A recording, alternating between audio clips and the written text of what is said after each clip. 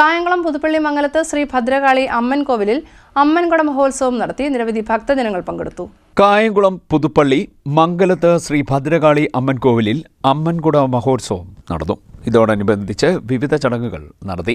നേർച്ചക്കരകം, പള്ളിയുണർത്തൽ, നടതുറപ്പ്, ഉഷപൂജ, കലശപൂജ, കലശാഭിഷേകം എന്നിവയ്ക്ക് ശേഷം ബുധനാഴ്ച പൊങ്കാല, ഗുരുസി, ഉച്ചക്കൊട എന്നിവ നടന്നു.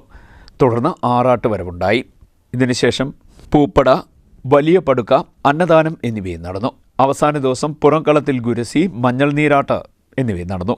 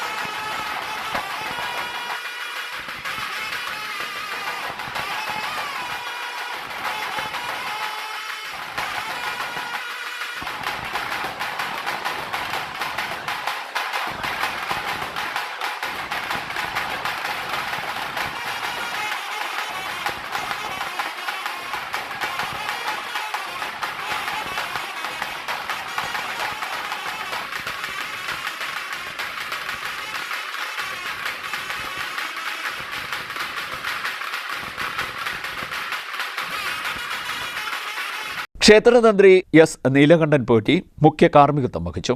ക്ഷേത്ര ഭാരവാഹികൾ ചടങ്ങുകൾക്ക് നേതൃത്വം നൽകി. നിരവധി ഭക്തജനങ്ങൾ ചടങ്ങുകളിൽ പങ്കെടുത്തു. CDNet news, Kayamkulam.